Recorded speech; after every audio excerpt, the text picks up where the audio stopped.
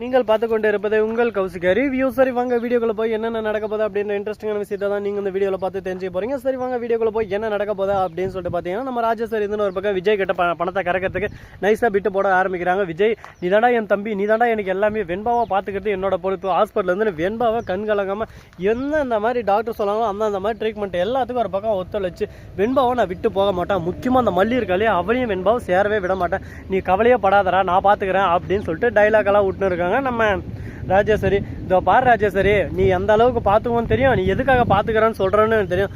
உனக்கு தேவை இந்த சொத்து தானே வேணும், தயவு செஞ்சு எட்டுன்னு போயிரு. இந்த சொத்துக்கு ஆசைப்பட்டு நீ என் பொண்ணை கொண்டாலும் கொண்டு போய் அந்த அளவுக்கு நீ கேடு கெட்டவன்றது எனக்கு நல்லாவே தெரியும். ஆனால் அது எதுவுமே நான் வெளியே சொல்லாமல் ஏன் அமைதியாக இருக்கேன் அப்படின்னு சொல்லிட்டு பார்த்தீங்கன்னா, எல்லாத்துக்கும் ஒரே ஒரு காரணம் தான், மனசுக்குள்ளேயே பூட்டி வச்சுன்னு இருக்கேன். இப்பயும் இதை நான் வெளியே பேசிடுவேன், ஆனால் வெளியே பேச முடியாது நிலைமையில் தள்ளப்பட்டு இருக்கு. இப்போ நான் என்ன கூட சண்டை போட்டாலும் நீ என்ன பண்ணுவேன், உடனே போயிட்டு அப்படியே சும்மா இருக்கிற சங்க ஊதி கெடுக்கிற மாதிரி சும்மா நிற்காம ஓடு ஓடு ஓடு ஓடு வர்றான் பாரு வேட்டைக்காரன் அந்த மாதிரி ஒரு பக்கம் போயிட்டு கதிரேசன் கட்டியும் நிஷா கட்டியும் ஊதி விடுவோம் ஒரு பக்கம். அவங்க ரெண்டு பேரும் என்ன பண்ணுவாங்க, எல்லாத்தையும் ஒரு பக்கம் கேட்டுப்பாங்க. கேட்டுன்னு ஒரு பக்கம் அப்படியும் இப்படி அப்படின்னு சொல்லிட்டு சர்ற மாதிரி ஒரு பக்கம் ரெண்டு பேருக்குள்ள பிரச்சனைகள் சிக்கல்கள் எல்லாமே வரும். ஒரு பக்கம் அவங்க வந்து என்கிட்ட வந்து இந்த மாதிரி மல்லிக்கு தான் நீ இன்னும் சப்போர்ட் பண்ணிருக்க, உனக்கு வெண்பா மேலேயே பாசம் இல்லை, உனக்கு வெண்பா வேணாம்னா சொல்கிறேன், என் பொண்ணு நானே அழைச்சிட்டு போயிடும், உன் பொண்டாட்டி ப்ரெக்னென்ட் ஆகிறதுனால தானே இந்த மாதிரி எல்லாம் பண்ணிட்டு இருக்கேன், எல்லாம் பொண்டாட்டி வயிற்றுல ஒரு குழந்தை வந்தது பார்த்தியா, ஃபஸ்ட்டு மனைவியோட குழந்தைய வெறுக்கிற அப்படி இப்படின்னு சொல்லிட்டு டைலாக் விடுவீங்க.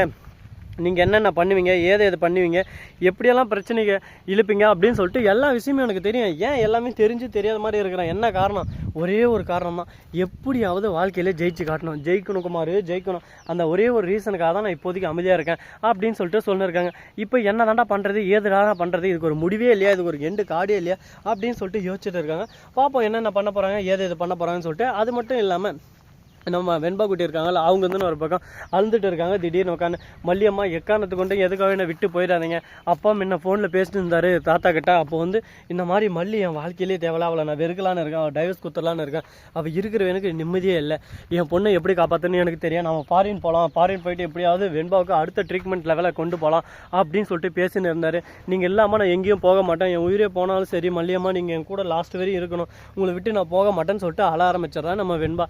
இதோ கதை நம்ம விஜய் வந்து கதுவாரம் இன்னும் கேட்டுன்னு இருக்காரு. இதோ பாரு வெண்பா, அவர் என்ன விவாகரத்து பண்ணாலும் பண்ணிட்டு அதை பற்றி எனக்கு எந்த ஒரு வருத்தமும் இல்லை, ஆனால் நீ நல்லா இருக்கணும், நீ திரும்ப போயிட்டு நல்லபடியாக வந்து சேரணும், உன்னோட நல்லது தான் எனக்கு முக்கியம், நீ எப்படியானா ரெக்கவரி ஆனால் போதும், அப்பாவுக்கு வேறு வழி இல்லை, அப்பாவும் இங்கே எந்த ஒரு இதுவும் இல்லை, அங்கே போகணுன்னா எப்படி இருந்தாலும் ஃபாரினில் நிஷாவோட உதவி வேணும், நிஷா அந்த இடத்துல உனக்கு ட்ரீட்மெண்ட் பார்க்கறது உதவி செய்யணும்னா அதுக்கு ஃபஸ்ட்டு இந்த ஒரு ஹெல்ப்பாக கேட்குறா, வேறு என்ன பண்ணுறது சொல்லு பார்க்கலாம், அங்கேயே நீ தங்கி பண்ணுற மாதிரி தான் இருக்கும், எப்படி இருந்தாலும் ஒரு 3 month ஆனால் அங்கே இருக்கணும், அதனால் நிஷாவுக்கும் உங்கள் அப்பாவுக்கும் கல்யாணம் ஆன மாதிரி, அப்படி இல்லைனா அந்த இடத்துல ஏதோ ஒரு மெடிக்கல் எமர்ஜென்சியாக வாங்கணும், எது வாங்கணுன்னாலும் இப்போ அங்கே கொஞ்சம் போர் பதட்டமாக இருக்குது, அதனால் வேறு வழி இல்லை, இதுதான் ஒரே ஒரு முடிவு அப்படின்னு சொல்லிட்டு நம்ம மல்லி சொல்லிவிட்டு, இனி எதுக்காகவும் கவலைப்படாத, லாஸ்ட் வரையும் உங்கள் லைஃப்பில் இருப்பேன், அம்மா உன்னை எதுக்காகவும் நான் விட்டு தந்துட்டு போக மாட்டேன் அப்படின்னு சொல்லிட்டு மல்லி ஆறுதலாக பேசினிருக்கேன். அது கேட்கறதுக்கு நல்லா தான் இருக்குது.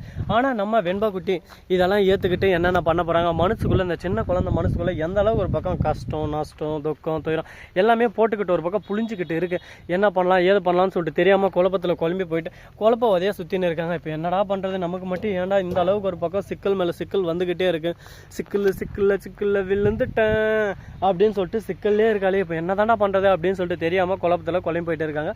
பார்ப்போம் என்னென்ன நடக்க போகுது, எது நடக்க போகுதுன்னு சொல்லிட்டு. சரி, இந்த மாதிரி எல்லாம் ஒரு பக்கம் போயின்னு இருக்கும் போது மறுபக்கம் என்ன நடக்குது அப்படின்னு சொல்லிட்டு பார்த்தீங்கன்னா, நம்ம தலைவன் விஜய் இருக்கார்ல, அவர் வந்து போய் கதிரேசங்கிட்ட சொல்லிட்டு இருக்காரு, இந்த மாதிரி இன்னும் 2 வீக்கில் கிளம்பிடலாம் அப்படின்னு சொல்லிட்டு. உடனே மாப்பிள்ளை நீங்கள் எதுக்கும் கவலைப்படாதீங்க, மல்லியை நீங்கள் விவாகரத்து பண்ணிட்டா போதும், அடுத்த செகண்ட் நம்ம கிளம்பினேக்கலாம், அதுக்கு முன்னாடி நான் எல்லாமே ரெடி பண்ணிட்டு தான் இருக்கேன், நீங்கள் ஃபீல் பண்ணாதீங்க, வெண்பாவை காப்பாற்றுறோம், நம்ம பொண்ணு நம்ம கூடயே இருப்பான் எப்போவுமே அப்படின்னு சொல்லிட்டு சந்தோஷமாக பேசினேன். என்னோட மகளோட உருவத்தில் இருக்கிறது வெண்பா மட்டும்தான், அப்படிப்பட்ட வெண்பாவை நான் யாருக்காகவும் எதுக்காகவும் விட்டு கொடுத்துட மாட்டேன், வெண்பாவை காப்பாற்றுறது என்னோட பொறுப்பு, நீங்கள் மல்லி விவாகரத்து பண்ணாதும் பண்ணாமக்கிறது உங்களோட இது, நீங்கள் அப்படி பண்ணலைன்னா நான் என் வெண்பாவை மட்டும் அழைச்சிட்டு போயிட்டு நானே காப்பாற்றுவேன், அப்படி நீங்கள் பண்ணிட்டு வந்தால் உங்கள் வெண்பா உங்கள் கூட இருந்து லைஃப் லாங் உங்க கூட இருப்பா, இல்லைனா லைஃப் லாங் ஏன் பேத்தி ஏன் கூட தான் இருப்பா அப்படின்னு சொல்லிட்டு கதிரேசன் புது ட்விஸ்ட் வைக்கிறாரு.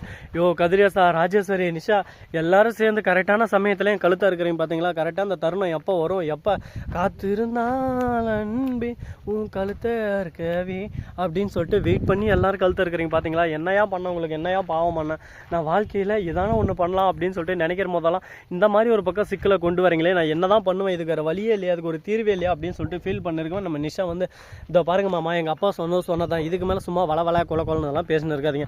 நாங்கள் தான் முடிவு சொல்லிட்டுங்கல்ல, இதுக்கப்புறம் இதை பற்றி எங்ககிட்ட பேசாதீங்க, பேசுகிற வேலையை வச்சுக்காதீங்க. இன்னும் ஒரு வாரம் உங்களுக்கு டைம் இருக்குது, அந்த ஒரு வாரத்தில் என்ன முடிவுன்னு சொல்லிட்டு சொல்லுங்கள். அப்படி நீங்கள் முடிவு இல்லைன்னா அடுத்த சிங்களே கோர்ட்டில் நாங்கள் போய் பார்த்துட்டு வெண்பாவை அழைச்சிட்டு போயிட்டு எப்படி காப்பாற்றணும்னு சொல்லிட்டு எங்களுக்கு நல்லாவே தெரியும், நாங்கள் வெண்பாவை காப்பாற்றிருக்கோம் அப்படின்னு சொல்லிட்டு நிஷா மூஞ்சில் அடிச்ச மாதிரி மூஞ்சி மேலே சொல்லிடி, மூஞ்சி மேலேன்ற மாதிரி மூஞ்சி மேலே சொல்லிட்டு போயிடுறாங்க. இப்போ என்னடா இது நமக்கு வந்த சோதனை, நமக்கு மட்டும் ஏன்டா இந்த மாதிரி அடி மேலே அடி விழுந்துக்கிட்டே இருக்குது. ஒரு டைம் அடி விழுந்தாவே நம்மளால் தாங்க முடியாது, இங்கே இடி மாதிரி தொடர்ந்து கண்டினியூவாக விழுந்துக்கிட்டே இருக்கேன் அப்படின்னு சொல்லிட்டு ஃபீல் பண்ணிட்டு இருக்காங்க.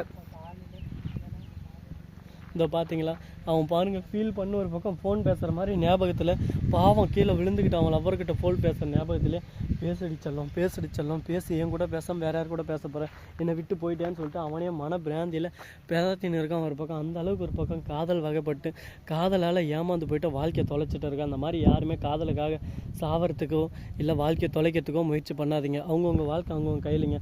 அவள் போனால் நான் போயின்னு போகிறான், அவளோட பெட்டராக ஒருத்தர் வருவாங்க, வரலையா சந்தோஷமாக தன் கையே தனக்கு உய்வின்ற மாதிரி சந்தோஷமாக நீங்கள் உங்களை நம்பி உங்கள் வாழ்க்கை உங்களிடவே சந்தோஷமாக இன்னும் எவ்வளோ இடம் இருக்குது, போய் சுற்றி பாருங்கள். இவனா மாதிரி ஃபீல் பண்ணு, லைஃப்பை டைமாக எல்லாம் வேஸ்ட் பண்ணிருக்காதீங்க. ஸோ நண்பர்களே, இந்த வீடியோ பிடிச்சிருந்தா லைக் பண்ணுங்கள், கமெண்ட் பண்ணுங்கள், ஷேர் பண்ணுங்கள், டிண்டிங் மேலே தட்டி விட்டு போங்க. அப்போ தான் நான் போகிறேன் அடுத்த வீடியோ உங்களுக்கு கூட நோட்டிஃபிகேஷன் வந்து கொண்டே இருக்கும். மிக்க நன்றி, தேங்க்ஸ் ஃபார் வாட்சிங், டாடா, see you. நன்றி, வணக்கம், வந்தனம், வருக, தருக.